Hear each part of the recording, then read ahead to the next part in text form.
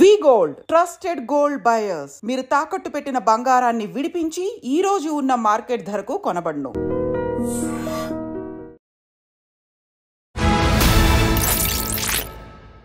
అందరికీ నమస్కారం. నేను Swarupa Potlapalli. Welcome to I dream. America అధ్యక్షుడిగా డొనాల్డ్ ట్రంప్ రెండోసారి బాధ్యతలు చేపట్టిన తర్వాత తీసుకుంటున్న నిర్ణయాలు సంచలనాత్మకంగా ఉంటున్నాయి. ముఖ్యంగా అమెరికాలోని విద్య, ఆరోగ్య సంరక్షణ, అలాగే క్రీడలు, సైన్యం నుంచి ట్రాన్స్జెండర్స్ను తీసివేయాలంటూ ఆయన ఎగ్జిక్యూటివ్ ఆర్డర్ మీద సైన్ చేయడం అనేది ఇప్పుడు వివాదాస్పదంగా మారింది. ఈ నిర్ణయం మీద ట్రాన్స్జెండర్స్ నుంచి విపరీతమైన వ్యతిరేకత వస్తుంది. తమ జీవితాలను ఈ గవర్నమెంట్ డెసిషన్ అనేది చాలా ఇన్ఫ్లుయెన్స్ చేయబోతోందని వారు అంటున్నారు. ప్రస్తుతం నాతో పాటు ట్రాన్స్జెండర్స్ హెల్త్ ఎక్స్పర్ట్, అలాగే ట్రాన్స్జెండర్స్ రైట్స్ యాక్టివిస్ట్ అయిన రచన ముద్రబోయిన గారు ఉన్నారు. ఆవిడతో మాట్లాడదాం. నమస్తే రచన గారు. అయితే ముందుగా డొనాల్డ్ ట్రంప్ మొన్న ఆయన స్పీచ్లో అమెరికాలో ఉండేవి 2 లింగాలు మాత్రమే, 2 జెండర్స్ మాత్రమే, అది కూడా మేల్ ఫీమేల్ మాత్రమే అన్నారు. What about LGBT community? అచ్చా, సో యాక్చువల్గా యాంటీ ట్రాన్స్జెండర్ ఏదైతే ఎగ్జిక్యూటివ్ ఆర్డర్ ఉందో ఆయన సైన్ చేశారు 20వ తారీఖు. దాన్ని ఆయన స్పీచ్లో కూడా చెప్పాడు, 2 జెండర్స్. ఇట్స్ నాట్, అంటే ఆ ఆర్డర్లో చూస్తే జెండర్ అనేదే లేదు. యాక్చువల్గా జెండర్ అనే దాన్ని పూర్తిగా రద్దు చేసినట్టు ఆర్డర్ ఉంది. అంటే సెక్స్ ఏదైతే అసెండ్ ఎట్ బర్త్, ఏ సెక్స్లో అయితే పుడతారో మేల్ ఫీమేల్ అనేది, అవి 2 మాత్రమే ఉన్నాయి. జెండర్ ఐడెంటిటీ అనేది లేదు అనేసి క్లియర్గా ఆర్డర్ స్టేట్ చేస్తుంది. సో జెండర్ ఐడెంటిటీ లేదు అన్నప్పుడు దానికి ఫాలో చేసుకుంటూ మీరు చెప్పినట్టు విద్య, ఉపాధి, ఆరోగ్యము, మిగిలిన అన్ని ఐడెంటిటీ, ఇవన్నీ పాస్పోర్టు, ఇది సంబంధించిన ఐడెంటిటీ, ఇవన్నిటిలో కూడా జెండర్కి సంబంధించిన ఏదీ ఉండకూడదు. ఒకవేళ అది ఉన్నా కానీ ఇప్పుడు దాకా ఉన్న డాక్యుమెంట్స్ కంటిన్యూ అవుతాయి. ఇక ముందు ఎవరైనా అప్లై చేసుకున్నా కానీ జెండర్కి సంబంధించి ఇవ్వకూడదు. వాళ్ళు ఏ సెక్స్లో అయితే పుట్టారో ఆ సెక్స్ సంబంధించిన ఐడెంటిటీ మాత్రమే ఇవ్వాలి అనేసి ఆర్డర్ క్లియర్గా చెప్తా ఉన్నాయన్నమాట. సో జెండర్ ఐడెంటిటీని పూర్తిగా తుడిచిపెట్టేసే ఈ ఆలోచన ధోరణి ముఖ్యంగా ట్రాన్స్జెండర్ వ్యక్తుల మీద, మీరు అంటున్నారు కదా ఎల్జీబీటీలో ట్రాన్స్జెండర్ వ్యక్తుల మీద చాలా ప్రభావం చూపిస్తుంది. అయితే అమెరికా అధ్యక్షుడు అయ్యుండి ట్రాన్స్జెండర్స్కి వ్యతిరేకంగా ఇటువంటి ఆర్డర్స్ సైన్ చేయవలసిన అవసరం ఏంటి అన్నప్పుడు నేను ట్రంప్ గారిని అంటే ఒక వ్యక్తిగా చూడను.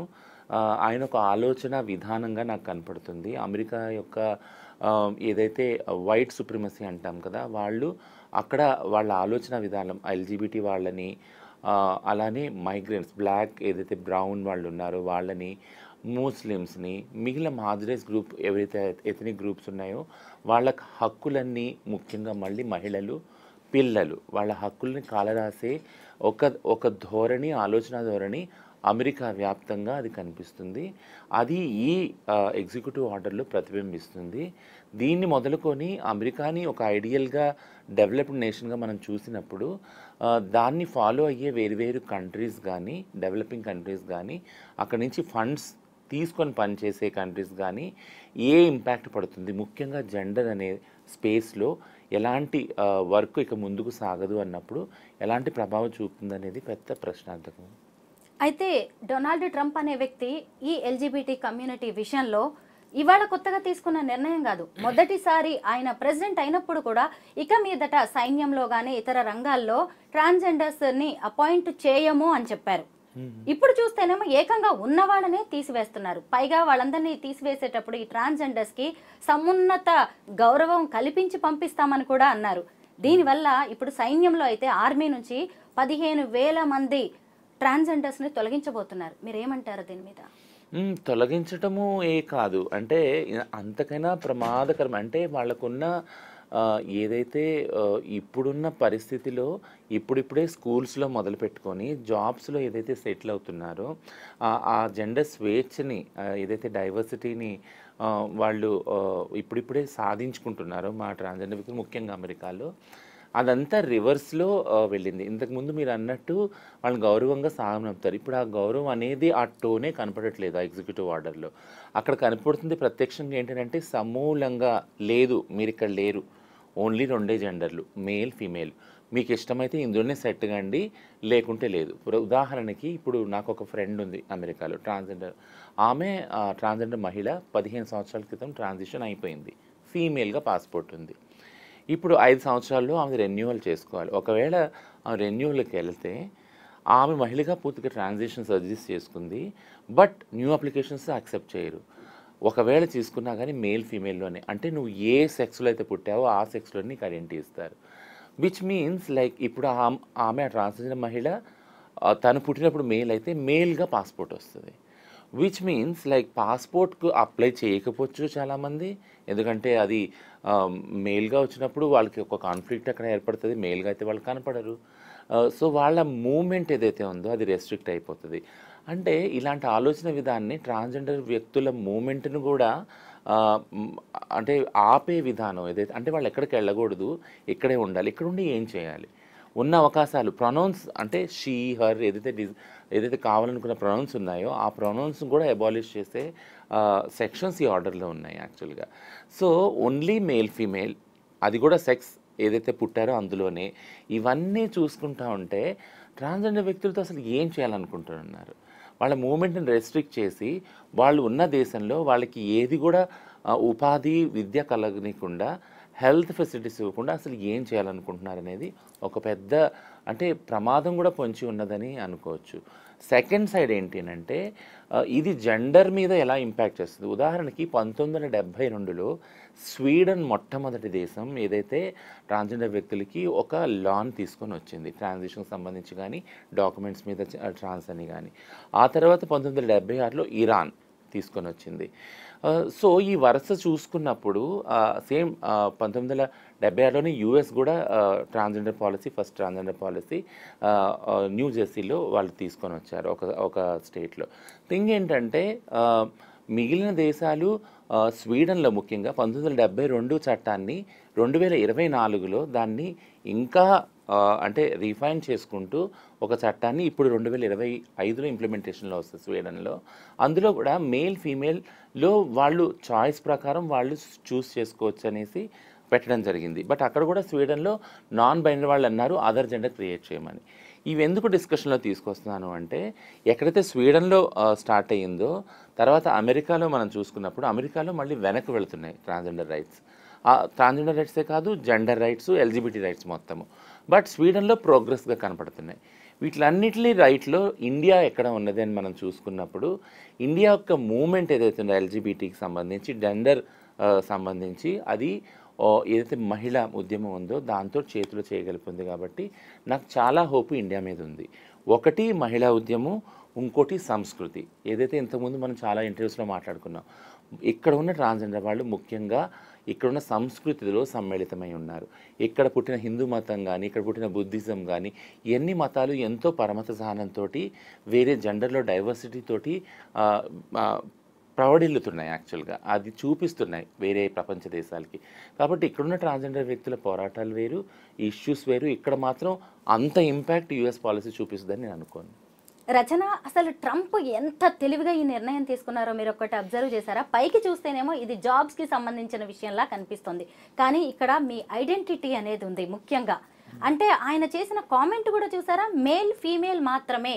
అంటే ఏంటి, అసలు ఆ ఎల్జిబిటీ కమ్యూనిటీ అనేదే లేదు అని ఆయన స్పష్టంగా, అసలు ఈ మూడో వర్గం గురించి అయితే తన అభిప్రాయాన్ని సుస్పష్టంగా చెప్పేశారు.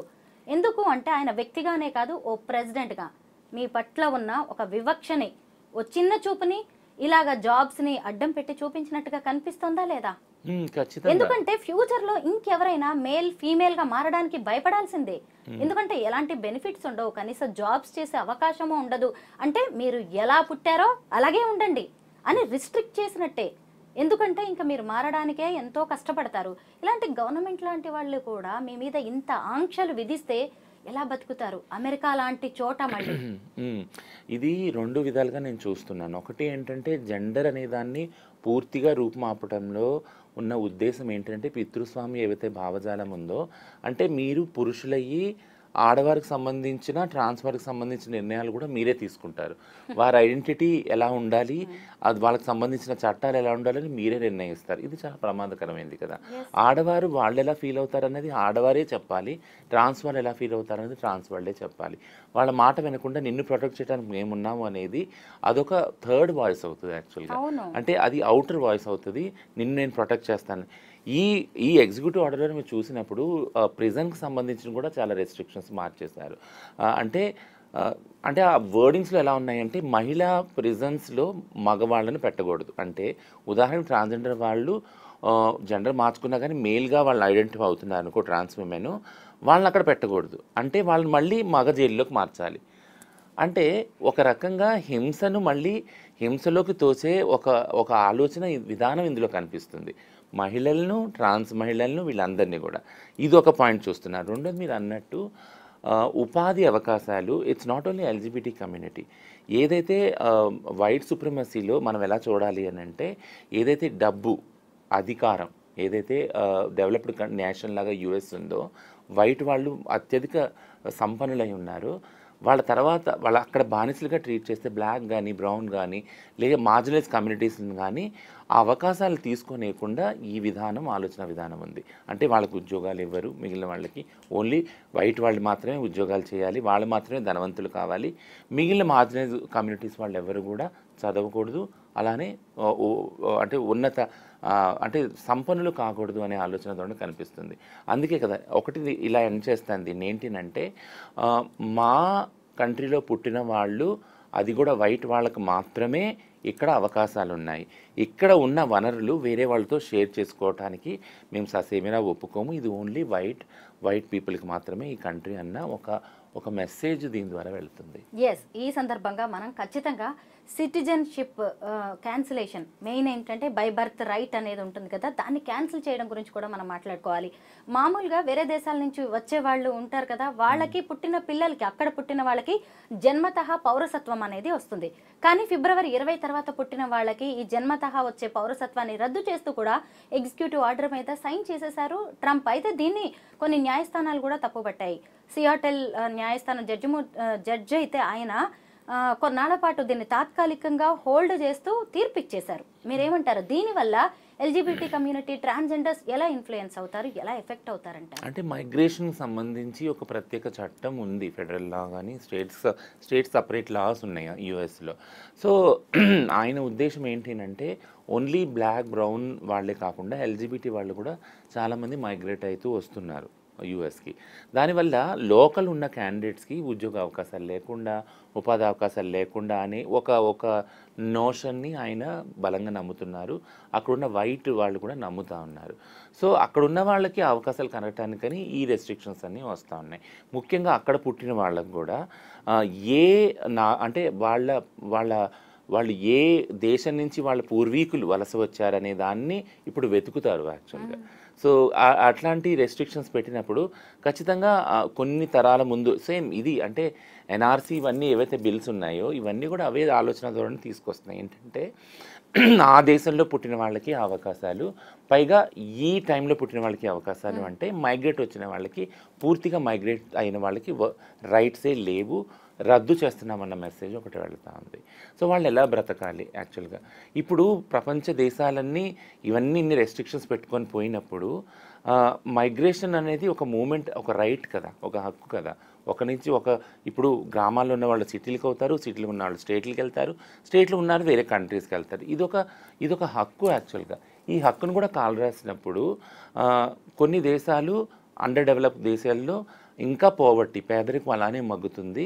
అవి పైకి రాలేక, సంపన్నులు కాలేక అక్కడ ప్రజలు ఇంకా హింసని చూస్తారు అని నా ఉద్దేశం. అయితే ఇప్పుడు ఈ బై బర్త్ రైట్స్కి సంబంధించి కూడా మనం ఒకటి మాట్లాడుకోవచ్చు. ఏంటంటే ఇప్పుడు అమెరికాలో ఒక కపుల్ ఉన్నారు, వాళ్ళు అమెరికన్ సిటిజన్సే, అంటే అమెరికన్సే వాళ్ళు.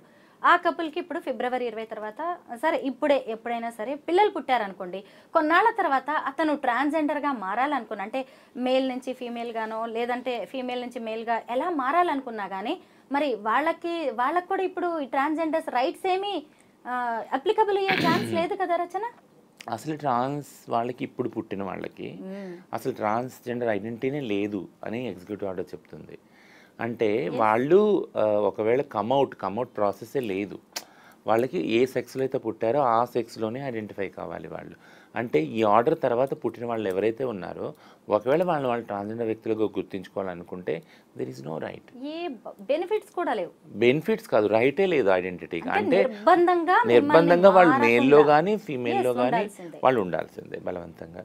సో అది దట్ విల్ అంటే మానసికంగా వాళ్ళు చాలా డిప్రెషన్కి లోన్ అవుతారు, సూసైడల్ టెండెన్సీస్ పెరుగుతాయి. ఇది ఒక రకమైన హింస యాక్చువల్గా ట్రాన్స్జెండర్ వ్యక్తుల మీద. మన దగ్గర ఎలా ఉన్నాయి ఈ ఎల్జీబీటీకి సంబంధించి రైట్స్? సో మన దగ్గర ముఖ్యంగా మనం మాట్లాడుకున్న 2014లో సుప్రీంకోర్టు జడ్జిమెంట్ ఇచ్చినప్పుడు అమెరికన్కి సంబంధించిన ఏదైతే లాస్ కానీ పాలసీస్ కానీ ఒక భాగమై ఉంది అంతే. అంటే దాన్ని కోట్ చేయడం జరిగింది. అది కాకుండా వేరే ఇంటర్నేషనల్ వైడ్గా ఏవైతే పాలసీస్ లాస్ ఉన్నాయో వాటిలన్నిటిని చూసుకుంటా, అలాగే మన కల్చర్లో ముఖ్యంగా మనం మాట్లాడుకున్నాం కదా, తులసీదాస్ రామాయణంలో ఒక స్టోరీ ఉంది. రాముడు వనవాసంకి వెళ్తున్నప్పుడు ఎవరైతే అయ్యలారా అమ్మలారా నేను ఇక్కడి నుంచి వెళుతున్నాను సరైనది దాటి 14 సంవత్సరాల తర్వాత నేను వస్తాను మీరు వెళ్ళండి అంటే కొంతమంది ఆయన కోసం వెయిట్ చేసి చూశారు. ఆ 14 సంవత్సరాలు కూడా తిరిగి వచ్చాక వాళ్ళు ఎవరు అంటే కిన్నెర్లు.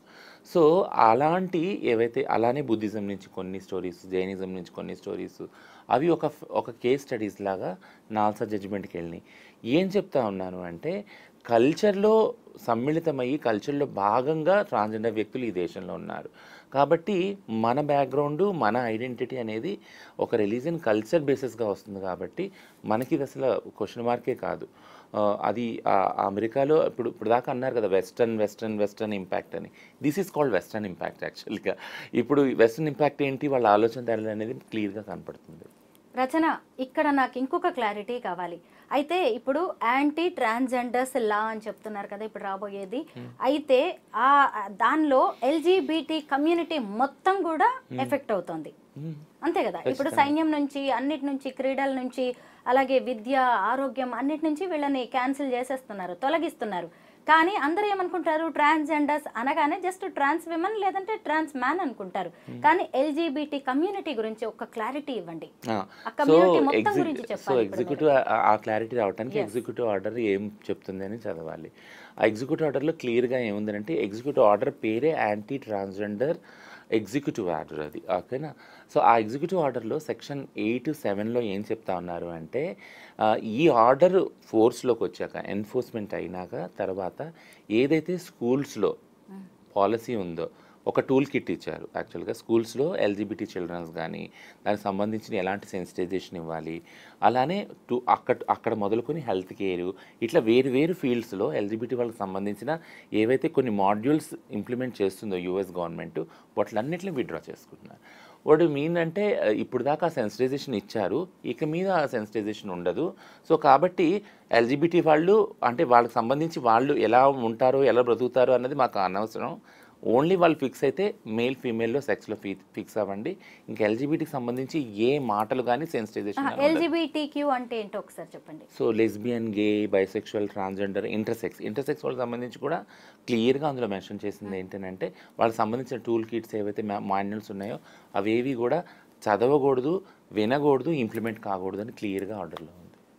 అంటే ఇంత పెద్ద కమ్యూనిటీ ఎఫెక్ట్ అవ్వబోతుంది ఇతను తీసుకున్న నిర్ణయం వల్ల. అవ్వబోతుంది. అక్కడ దేశం తీసుకున్న నిర్ణయం ద్వారా వాళ్ళ ఆలోచన ధోరణి వల్ల ఇంపాక్ట్ అయ్యే కొన్ని కంట్రీస్లో ఉన్న వాళ్ళ గవర్నమెంట్లు కూడా చాలా ఇన్ఫ్లుయెన్స్ అవ్వబోతున్నాయి. ముఖ్యంగా జెండర్కి సంబంధించి ఇంకా వేరు దేశాల్లో ఎలాంటి మార్పులు వస్తాయన్న భయం మా అందరికీ ఆవరించి.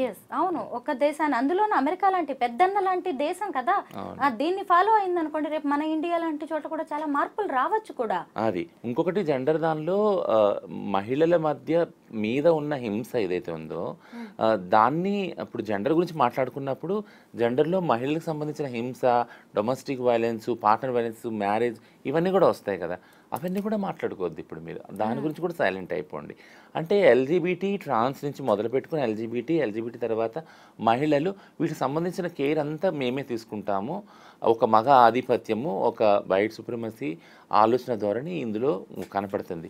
అది అక్కడ మొదలుకొని వేరే దేశాల్లో కూడా ఆగుతుందనే ఒక భయం మాత్రం ఎప్పుడు ఉంది. LGBTQ అనే ఈ కమ్యూనిటీ వల్ల ఆ దేశానికి అధ్యక్షుడికి వచ్చిన నష్టం ఏంటి? మీ వల్ల ఎందుకు అక్కడ ఏమైనా ఇబ్బందులు తలెత్తుతున్నాయా? మంచి క్వశ్చన్. అది ఎందుకంటున్నానంటే ఎల్జిబిటీ అనే ఉద్యమం ఏదైతే యుఎస్లో ఉందో అది సివిల్ రైట్స్ మూవ్మెంట్లో నుంచి దాని ఊపిరి తీసుకుంటుంది. అంటే ఏదైతే హెచ్చు తగ్గులు ఉన్నాయి వైట్ సుప్రమసీ ద్వారా ఎవరైతే బ్లాక్ అమెరికన్స్ ఉన్నారో, ఎవరైతే అక్కడ స్లేవ్స్గా తీసుకురాబడి అక్కడ వాళ్ళ సివిల్ రైట్స్ మూవ్మెంట్ చేశారో, కొన్ని సంవత్సరాలు కొన్ని దశాబ్దాలు వాళ్ళ రైట్స్ గురించి ఈక్వాలిటీ గురించి పోరాడారు. ఆ రైట్స్లో నుంచి వేలునూరుకుని వచ్చింది ఎల్జిబిటీ ఉద్యమం యుఎస్లో. సో దాని ఇన్స్పిరేషన్గా తీసుకున్నప్పుడు ఫస్ట్ ఎల్జిబిటీ అనేది చాలా చిన్న సమూహం, ఆ తర్వాత బ్లాక్స్ బ్రౌన్స్ అనేది ఒక సమూహం, ఆ తర్వాత ముస్లిమ్స్, ఇట్లా ఫస్ట్ ఎల్జిబిటీ నుంచి చిన్న గ్రూప్ నుంచి మనం టార్గెట్ చేసుకుంటూ వస్తే అది అంటారు కదా లో హ్యాంగింగ్ ఫ్రూట్ అని, దాని నుంచి మనం టార్గెట్ చేసుకుంటూ వస్తే నెక్స్ట్ బ్లాక్స్ బ్రౌన్స్ ముస్లిమ్స్ ఇట్లా అందరినీ కూడా మనం సైలెన్స్ చేయొచ్చు అనే ఒక పాలసీ, ఒక ఆలోచన విధానం ఇది. కరెక్టే. మొత్తానికైతే ఇప్పుడు బర్త్ రైట్ సిటిజన్షిప్ క్యాన్సిలేషన్ గురించి అయితే అందరూ వెళ్ళిపోయారు, పిల్స్ వేశారు. మొత్తానికి అక్కడ న్యాయస్థానాలు కూడా తప్పుపట్టాయి. అలాగే ఇప్పుడు యాంటీ ట్రాన్స్జెండర్స్ యాక్ట్కి సంబంధించి కూడా మీ వైపు నుంచి వచ్చే వాటిని ఖచ్చితంగా కోర్ట్స్ కూడా కన్సిడర్ చేస్తాయని అనుకుంటున్నాం. ఖచ్చితంగా ఇప్పుడు ఎప్పుడైతే ఈ ఆర్డర్ వచ్చిందో ఎగ్జిక్యూటివ్ ఆర్డర్, మా ఎల్జిబిటీ గ్రూప్స్ అన్నీ రెడీ అయిపోయినాయి దీన్ని ఎలా ఛాలెంజ్ చేయాలి అని. ఒక 2 సంవత్సరాల వరకు ఈ కోర్ట్స్లో ఛాలెంజ్ అవుతుంది. ఇది ఈ లోపల ఏం జరుగుతుంది అనేది చూడాలి. ఈ లోపల చాలా మటుకు వైలెన్స్ మాత్రం ట్రాన్స్ వాళ్ళతో జరుగుతుంది. వాళ్ళు సైలెన్స్ చేయటము, వాళ్ళు కనపడనీయకుండా చేయటము, వాళ్ళ గురించి సెన్సిటైజేషన్ లేకుండా ఇదంతా జరుగుతుంది. బట్ కోర్ట్స్లో మాత్రం మా బ్యాటిల్ ఏదైతే ఫైట్ ఉందో అది మాత్రం ఆగదు. Thank you so much Rachana. Thank you అండి. Thank you.